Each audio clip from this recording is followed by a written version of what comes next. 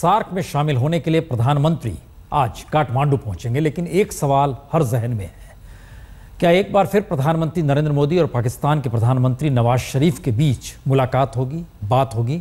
इस सवाल पर अभी सस्पेंस है। नरेंद्र मोदी आज सार्क शिखर सम्मेलन में हिस्सा लेने नेपाल पहुंचेंगे।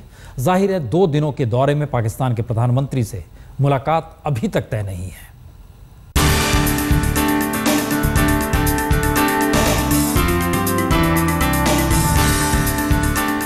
नेपाल की राजधानी काठमांडू नरेंद्र मोदी के स्वागत के लिए एक बार फिर तैयार है। प्रधानमंत्री बनने के बाद मोदी दूसरी बार नेपाल जा रहे हैं, लेकिन इस बार के दौरे का मकसद थोड़ा अलग है। इस बार प्रधानमंत्री दक्षिण एशियाई देशों के समूह यानी सार्क सम्मेलन के लिए काठमांडू पहुंच रहे हैं। नेपाल की मेरी ये दूसरी यात्रा है और मेरी यात्रा के बाद प्रधानमंत्री जी की बहुत ही सफल यात्रा नेपाल में थी। आइए एक नजर डालते हैं प्रधानमंत्री के आज के कार्यक्रम पर। दोपहर के करीब 2 बजे नरेंद्र मोदी काठमांडू पहुंचेंगे। करीब 3:45 बजे नरेंद्र मोदी ट्रॉमा सेंटर का उद्घाटन करने पहुंचेंगे, जहां नेपाल के प्रधानमंत्री सुशील कोइराला से उनकी मुलाकात होगी। करीब 4 बजे प्रधानमंत्री नरेंद्र मोदी का ट्रॉमा सेंटर में संबोधन होगा। शाम के करीब 4:30 बजे प्रधानमंत्री नरेंद्र मोदी टुंडीखेल के आर्मी पैविलियन पहुंचेंगे, जहां वो नेपाल को हिंदुस्तान में बना हेलीकॉप्टर गिफ्ट करेंगे।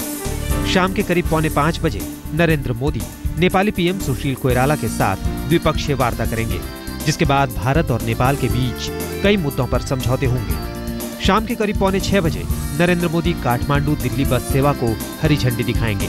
शाम के करीब 6 बजे नरेंद्र मोदी की मुलाकात नेपाल के राष्ट्रपति से होगी। 26 और 27 को मोदी सार्क शिखर सम्मेलन में हिस्सा लेंगे और साथ ही साथ सार्क के सदस्य देशों के साथ शिखर वार्ता भी करेंगे।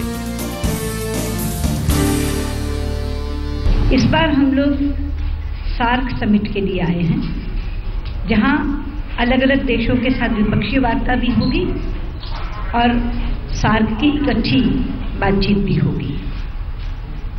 हम ये आशा लेकर आए हैं कि सार्क जो एक बहुत बड़ा मैकेनिज्म है हमारे रीजन का, हमारे क्षेत्र का, वो और 2 कदम आगे बढ़ेगा। बहुत अच्छी बातचीत होकर के कुछ अच्छे निर्णय हम लोग कर सकेंगे।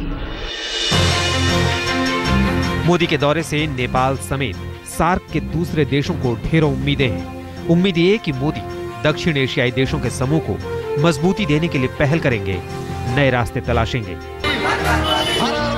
नरेंद्र मोदी को लेकर नेपाल में खासा उत्साह है। काठमांडू को सजाया संवारा गया है। चौक चौबारे की रंगाई पुताई और धुलाई भी की गई है। काफी ज्यादा हम देख रहे हैं कि ये ढोका में जो दरवाजे हैं, ढोका मतलब दरवाजा होता है, उनकी पॉलिशिंग चल रही है, उनको साफ सुथरा किया जा रहा है। काठमांडू शहर में जो है तैयारियां जोर शोर से हैं, ताकि जो सार्क देशों के तमाम जो राष्ट्र अध्यक्ष हैं, जो 8 सदस्यीय देश हैं, उनके लिए उनका स्वागत खास तरीके से किया जा सके। कुछ लोग यहाँ पर मौजूद हैं। ऐसा भी बताइए कि आप नरेंद्र मोदी के दौरे को लेकर आपको लगता है कि नेपाल में थोड़ा जोश है, काठमांडू में लोग उनका स्वागत करना चाहते हैं? हाँ, बहुत जोश है, बहुत विकास हो रहा है अभी। अगर ऐसा हो, सार्क सम्मेलन हो, तो और नेपाल और जो क्या कहते विकास हो। तभी देखिए ना, अभी साफा सुथरा रोड भी करवा रहे हैं। हमको बहुत अच्छा लगता है मोदी जी। प्रधानमंत्री बनने के बाद जब नरेंद्र मोदी पहली बार नेपाल गए थे, जोरदार स्वागत हुआ था। नेपाल ने भारतीय प्रधानमंत्री को सिर आंखों पर बिठाया था। तब मोदी भगवान पशुपतिनाथ के दर्शन के लिए भी पहुंचे थे। बाबा पशुपति के दरबार में मोदी ने दोनों देशों के रिश्तों को एक नए आसमान पर पहुंचने की दुआएं भी मांगी थी। और सोमनाथ से भूमि से चल करके राष्ट्रीय राजनीति का फलक काशी विश्वनाथ की छत्र छाया में मैंने प्रारंभ किया, काशी से किया और आज पशुपतिनाथ के चरणों में आकर के खड़ा हुआ। एक बार फिर नेपाल बेसब्री से नरेंद्र मोदी का इंतजार कर रहा है। भारत की ओर उम्मीदों की टकटकी लगाए देख रहा है। दुनिया को पता है कि बहाना भले ही सार्क सम्मेलन का हो, लेकिन कूटनीतिक तौर पर दोनों देशों के लिए भी मोदी का यह दौरा अहम है। नरेंद्र मोदी के इस दौरे से नेपाल और भारत के सपनों को पंख लगेंगे। स्मिता शर्मा के साथ गौरव सावंत, काठमांडू, आज तक। विदेश मंत्री सुषमा स्वराज से जब मोदी नवाज की मुलाकात को लेकर सवाल दागे गए तो जवाब उम्मीद भरा था, लेकिन बहुत छोटा सा था। उन्होंने मुलाकात की बात को खारिज नहीं किया, जबकि पाकिस्तान ने कहा कि मुलाकात नहीं होगी और अगर होगी तो पहल भारत को करनी होगी। महत्वपूर्ण यह हो चला है कि पाकिस्तान की शर्तों के बीच नरेंद्र मोदी और नवाज शरीफ की मुलाकात होती है या फिर नहीं। तस्वीरें महज 6 महीने पुरानी हैं। उस मुलाकात में रिश्ते बेहतर होने की उम्मीदें थी, लेकिन 6 महीने के भीतर वो उम्मीदें सवालों के बवंडर में फंसी हैं। सवाल ये कि क्या एक बार फिर नरेंद्र मोदी और नवाज शरीफ की मुलाकात होगी? क्या सार्क सम्मेलन के लिए काठमांडू पहुंच रहे भारत और पाकिस्तान के प्रधानमंत्री के बीच रिश्तों में जमी बर्फ पिघलेगी?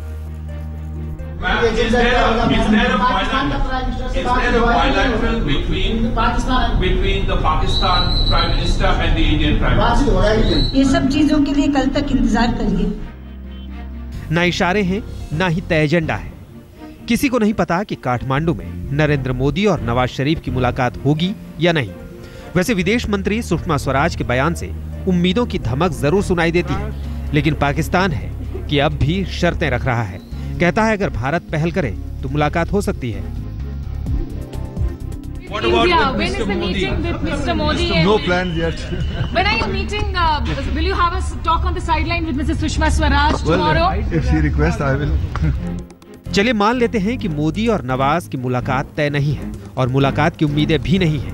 ऐसे में सवाल ये कि जब एक ही जगह 8 देशों के प्रमुख मौजूद होंगे और एक ही मंच पर मोदी और नवाज मौजूद होंगे, तो दोनों एक दूसरे से नजरें कैसे चुरा पाएंगे? ये कैसे मुमकिन होगा कि बात ना हो, मुलाकात ना हो? ऐसे तो सार्क में बायलैटरल इश्यूज नहीं उठाए जाते हैं, फिर भी जो रिट्रीट होते हैं, जो दो पक्षीय डायलॉग होते हैं, उसमें वो बैठें, बात करें और अपने जो डिस्प्यूट हैं उसको रिजॉल्व करें। तो हम वही चाहते हैं, हम उसका शुभेच्छा व्यक्त करना चाहते हैं। सार्क के 8 सदस्यों में भारत और पाकिस्तान की अपनी अहमियत है। अगर दक्षिण एशियाई देशों के संगठन सार्क को मजबूत करना है तो भारत और पाकिस्तान के आपसी रिश्तों में मजबूती चाहिए। लिहाजा जानकार मानते हैं कि मोदी और नवाज की मुलाकात जरूर होगी। काठमांडू में मोदी और मियां साहब एक दूसरे को इस बार तोहफे तो नहीं देंगे, लेकिन सार्क का ये बहुराष्ट्रीय मंच है तो हैंडशेक मुमकिन है। औपचारिक बात तो नहीं होगी, लेकिन अनौपचारिक स्तर पर दोनों अगर मिले धूली खेल में रिट्रीट के दौरान तो शायद रिश्तों पर जमी बर्फ कुछ पिघल सके। अब थोड़ा फ्लैशबैक में चलते हैं। करीब 12 साल पहले यानी जनवरी 2002 में भी ऐसा ही कुछ हुआ था। इस बार की तरह तब भी काठमांडू में सार्क सम्मेलन हो रहा था। तब भी भारत और पाकिस्तान के प्रमुखों के बीच मुलाकात तय नहीं थी, क्योंकि दोनों देशों के रिश्ते तल्ख थे। लेकिन जब सार्क सम्मेलन शुरू हुआ तो दुनिया हैरान रह गई। परवेज मुशर्रफ आगे बढ़कर तत्कालीन प्रधानमंत्री अटल बिहारी वाजपेयी तक पहुंचे, हाथ मिलाया और दुआ सलाम किया। तब मुशर्रफ के हाव भाव ने खूब तालियां बटोरी थी।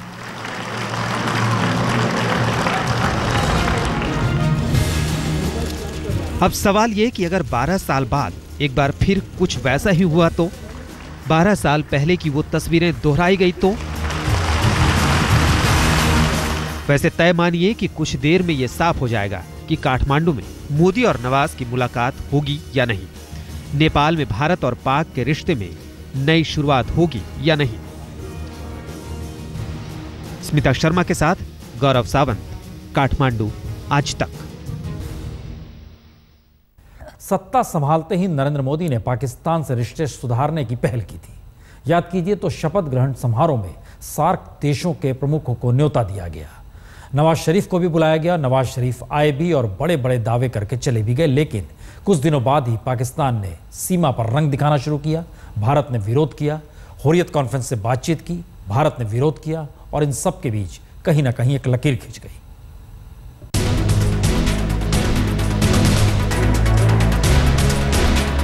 सत्ता मिलते ही नरेंद्र मोदी ने एक सधी हुई शुरुआत की। शपथ ग्रहण समारोह में सार्क देशों को न्योता दिया था। सार्क देशों के प्रमुखों ने मोदी के बुलावे का सम्मान किया और नई दिल्ली पहुंच गए। नवाज शरीफ भी आए और उम्मीदों का टोकरा भी लाए। मोदी ने रिश्ते सुधारने की नई पहल की थी। लगा भी था कि भारत और पाकिस्तान के बीच सब कुछ ठीक हो जाएगा, लेकिन नवाज के पाकिस्तान लौटते ही फिर वही ढाक के 3 पार। दोनों देशों के बीच सचिव स्तर की वार्ता शुरू होने से ऐन पहले पाकिस्तान ने अपना असली रंग दिखा दिया। भारत में पाकिस्तान के उच्चायुक्त ने अलगाववादियों से मुलाकात कर डाली। भारत ने आपत्ति जताई और सचिव स्तर की बातचीत रद्द कर दी। धीरे धीरे भारत और पाकिस्तान के रिश्ते और तल्ख होते गए। तल्खी इस कदर बढ़ी कि संयुक्त राष्ट्र महासभा में नवाज शरीफ ने कश्मीर का मुद्दा उठा दिया। The United Nations passed resolutions to hold a plebiscite in Jammu and Kashmir. The people of Jammu and Kashmir are still waiting for the fulfillment of that promise. चंद घंटों बाद ही संयुक्त राष्ट्र में मोदी ने नवाज को मुकम्मल जवाब दिया। कहा, जब तक आतंकवाद खत्म नहीं होता, पाकिस्तान से बातचीत नहीं हो सकती। मैं पाकिस्तान से मित्रता और सहयोग बढ़ाने के लिए पूरी गंभीरता से शांतिपूर्ण वातावरण में बिना आतंक के साये के साथ द्विपक्षीय वार्ता करना चाहता हूं। संयुक्त राष्ट्र अधिवेशन के दौरान नवाज और मोदी दोनों अमेरिका में मौजूद थे, लेकिन न मुलाकात हुई न बात हुई। तब पाकिस्तान ने माना कि अलगाववादियों से मुलाकात का वक्त गलत था। लेकिन ये मैं मानता हूं कि जो टाइमिंग थी हाई कमिश्नर की मीटिंग की, वो इस लिहाज से जरूरी नहीं थी कि उस वक्त मिलना को बाद में मिल सकते थे। नवाज शरीफ अमेरिका से लौटे तो पाकिस्तान ने एक नया पैंतरा शुरू कर दिया। सीमा पर फायरिंग करने लगा। कई गांव वालों और सीमा पर डटे जवानों की जान चली गई। शुरुआत में भारत ने संयम दिखाया, लेकिन जब धैर्य जवाब देने लगा तो मुंहतोड़ जवाब दिया। पाकिस्तान जितनी गोलियां दागता, भारत उससे कई गुना ज्यादा नुकसान पहुंचाता है। हिंदुस्तान का माहौल बदल चुका है और मैं समझता हूं ये बदली हुई फिजा को पाकिस्तान को भी समझना चाहिए। बॉर्डर सिक्योरिटी फोर्स के जवान और साथ ही सेना के जवान जिस तरीके से उसका मुंहतोड़ जवाब दे रहे हैं, मैं सभी अपने बॉर्डर सिक्योरिटी फोर्स के जवानों को, सेना के जवानों को मैं बधाई देना चाहता हूं। पाकिस्तान के रवैये पर भारत ने कड़ा रुख अपनाए रखा और पाकिस्तान तिल मिलाता रहा। अंतर्राष्ट्रीय मंच पर भारत को घसीटने की कोशिश करता रहा। पाकिस्तान ने भारत की जवाबी कार्रवाई को लेकर संयुक्त राष्ट्र को चिट्ठी लिखी और हस्तक्षेप करने की अपील की, लेकिन यूएन ने मना कर दिया। नवाज शरीफ को बड़ा झटका लगा। इधर पूरी दुनिया पर मोदी का जादू बढ़ता जा रहा है। अमेरिका से लेकर ऑस्ट्रेलिया तक मोदी का मुरीद होता जा रहा है। शायद ये बात भी नवाज शरीफ को परेशान कर रही है। यही वजह है कि जब अमेरिकी राष्ट्रपति बराक ओबामा ने गणतंत्र दिवस पर चीफ गेस्ट बनने की हामी भरी, तो नवाज शरीफ ने उन्हें फोन घुमा दिया और कहा कि जब भारत आइए तो कश्मीर मामले में भी हस्तक्षेप कीजिए। लेकिन अमेरिका ने नवाज को निराश किया। दो टूक कह दिया कि वक्त बदल गया है, अब हिंदुस्तान में मोदी की मजबूत सरकार है। काठमांडू से सीता शर्मा और गौरव सावंत के साथ आज तक ब्यूरो। दरअसल नेपाल भारत से न सिर्फ पड़ोसी के तौर पर जाना समझा जाता है, बल्कि सांस्कृतिक तौर पर भी भारत के बेहद करीब है। शायद इसीलिए नरेंद्र मोदी को जनकपुर और लुम्बिनी भी जाना था, लेकिन व्यस्त होने की वजह से उन्होंने कार्यक्रम रद्द कर दिया। अब जनकपुर और आसपास के इलाकों में लोगों में इस बात को लेकर नाराजगी है और इस बीच मोदी इस दौरे पर नेपाल को ढेरों तोहफे देंगे। हर हर मोदी, हर हर मोदी। सरकार के खिलाफ विरोध प्रदर्शन अक्सर होते हैं, लेकिन ऐसा कम होता है कि दूसरे देश के प्रधानमंत्री ने अपना दौरा रद्द कर दिया तो अपनी ही सरकार के खिलाफ लोगों ने मोर्चा खोल दिया। नेपाल में ऐसा ही हो रहा है। लेकिन मोदी जी आते तो निश्चित रूप पर वो हुलाकी राजमार्ग भी वो काम शुरू होता। प्रधानमंत्री नरेंद्र मोदी को जनकपुर और लुम्बिनी भी आना था, लेकिन कार्यक्रम रद्द हो गया। अब इलाके के लोग गुस्से में हैं और अपनी ही सरकार पर साजिश के आरोप लगा रहे हैं। अचानक कांग्रेस एमआरए का गठबंधन सरकार के जो रणनीति द्वारा और षड्यंत्र के द्वारा उनका जो कार्यक्रम रद्द हुआ, यहाँ का मंत्री विमल निधि ने जो विज्ञप्ति जारी की है कि ये कार्यक्रम नहीं होगा, मोदी जी नहीं आएंगे। इसीलिए पूरा मधेसी जनता, नेपाल की जनता दुखी है। मोदी को आने से हम लोग का मधेश में विकास होगा, मधेश में अच्छा विकास होगा। इसलिए हम लोग उनके चाह रहे हैं कि हम लोग के मधेश में वो मोदी आए। आप इसे मोदी को लेकर दुनिया की दीवानगी कह सकते हैं। भारत से सटा नेपाल के पूरे इलाके में मोदी के समर्थन में और नेपाल सरकार के विरोध में नारेबाजी हो रही है।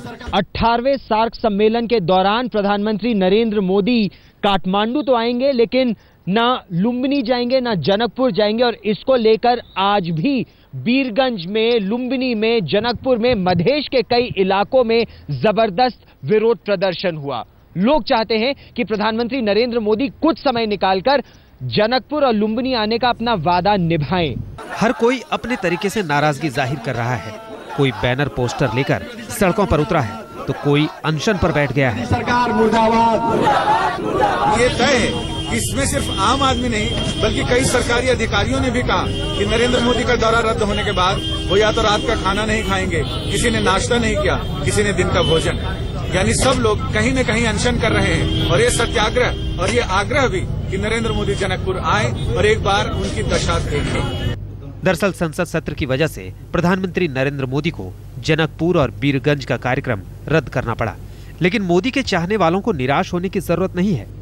विजिट कैंसिल हो गई है ये कहना ठीक नहीं होगा। प्रधानमंत्री जी आना चाहते थे जनकपुर, पिछली बार जब आए थे तो कहकर भी गए थे कि अगली यात्रा में जनकपुर, लुम्बिनी और मुक्तिनाथ जाऊंगा, लेकिन तारीखें ऐसी आ गई कि उसी समय संसद भी शुरू हो गई, इसलिए नहीं आ पाए। लेकिन उन्होंने ये कहा है और वो स्वयं भी आकर कहेंगे कि अगले मौके पर वो जरूर जनकपुर आएंगे। भले ही प्रधानमंत्री नरेंद्र मोदी जनकपुर, लुम्बिनी और बीरगंज नहीं जाएंगे, काठमांडू से ही वापस लौट आएंगे, लेकिन नेपाल को ढेरों तोहफे देंगे। सबसे पहले तो इंतजार हर कोई इस बात का कर रहा है कि दरअसल सार्क सम्मेलन शुरू होगा नेपाल में, काठमांडू में, और 2002 हर किसी को याद आ रहा है जब मुशर्रफ और वाजपेयी के बीच भी खटास थी, लेकिन उस वक्त हाथ मिल गए थे। इस वक्त क्या होगा, इंतजार करना पड़ेगा। छोटा सा ब्रेक के बाद कुछ और खबरें।